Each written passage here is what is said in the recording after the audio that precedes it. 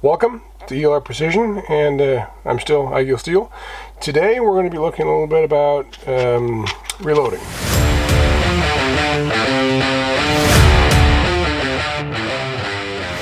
Because, as all of you know, when working with long-range shooting, buying ammunition factory ammunition is way too freaking expensive.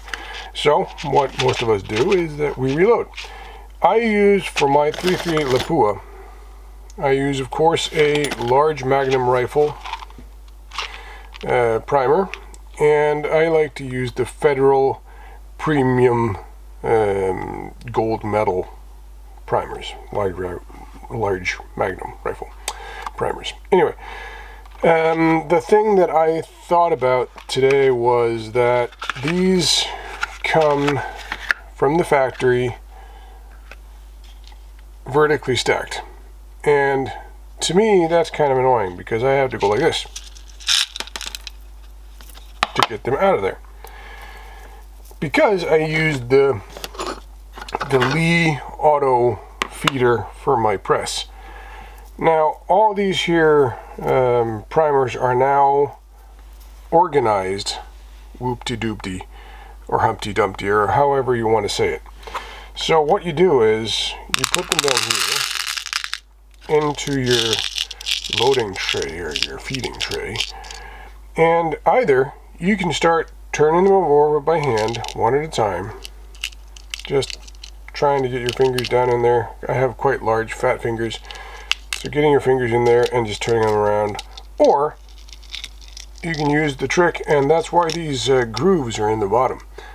You see the grooves. Let's go over here, maybe see if that can show the grooves in there. You see those grooves?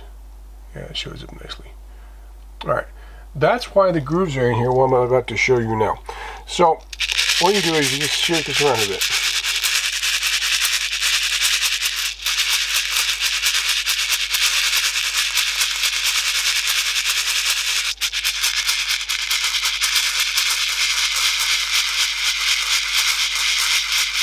It might take a while.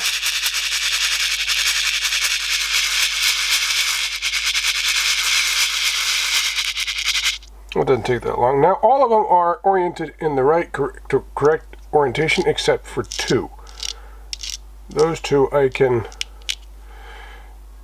move around manually, which is not a problem. That's a lot faster and a lot easier than moving them around one at a time. And you want to make sure that you don't get one by accident that is oriented that way, because if you do, that's what's going to happen, and that sucks. I'll show you how to mend that in a different video. This is just for show that this can happen if you get one that is oriented in that fashion there. Of course you want to look like that. Nice primer in the pocket, not as such, where the primer is inside out. So make sure that all your primers are oriented in the correct manner or in the correct way, and then you put your lid, at least on the Lee auto reloading filler thing. Put that on like that, and it's got like a locking mechanism in here. I like to just put a piece of tape on either side just to make sure that that ain't going nowhere. This is just some painter's tape. Now I know this is not going anywhere, and all of my, just double check again that all of my primers are oriented correctly. When this has been controlled and everything is facing the right way, and we come over here, and now it's time to marry this up to the auto feeding bench. Now I can just move that back and forth a little bit, and you can see that these fall down nicely into this groove. You take your casing, of course make sure that it's empty, simply put that in there like you would on any other reloading stage.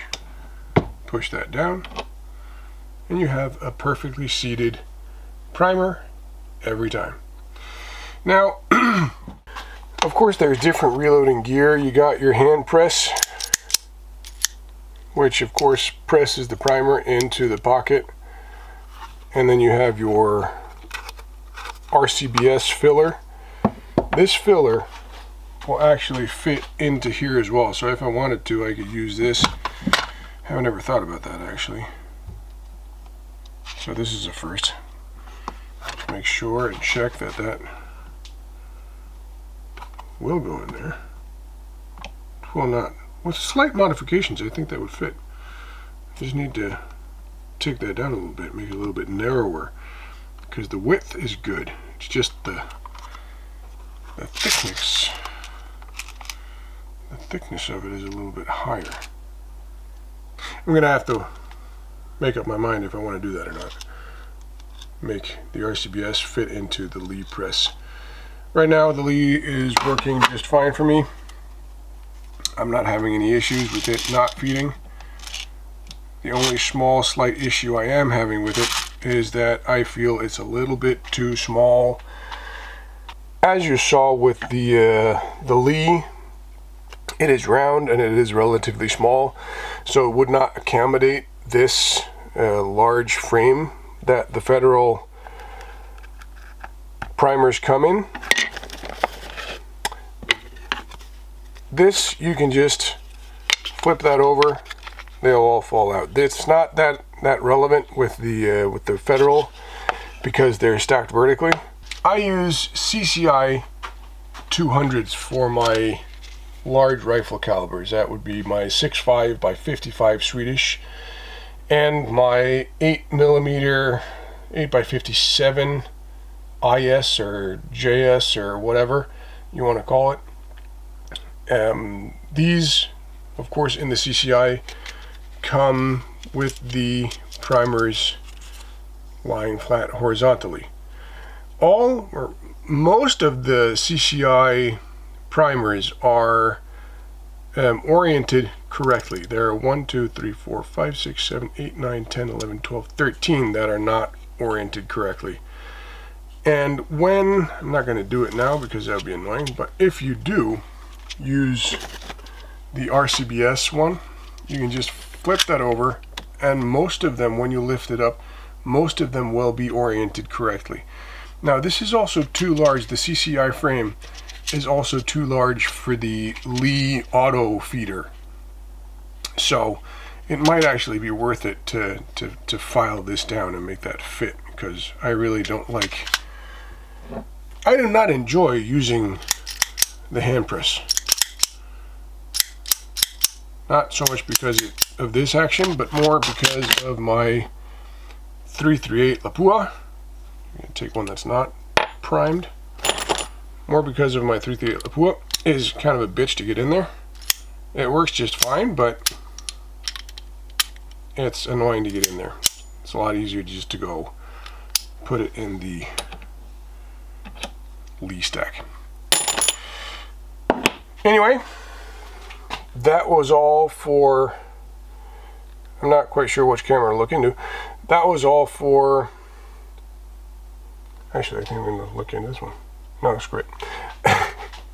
Anyway, that was all for the priming lesson, I guess it is. I'll be doing a lot more reloading on how to reload, and is it necessary to use all the different super expensive, very precise gear to make sure that everything is very round and everything is set in the, of course, seating depths and so on need to be the same to make sure to maintain precision. But there are a lot of stuff that I feel is not really necessary for long range. It's just a waste of time. But we'll dive into that, see if it is actually a waste of time, do a bunch of tests, and we'll maybe, hopefully, start myth busting some of these, well, myths. Anyway, until next time, stay tuned and stay safe.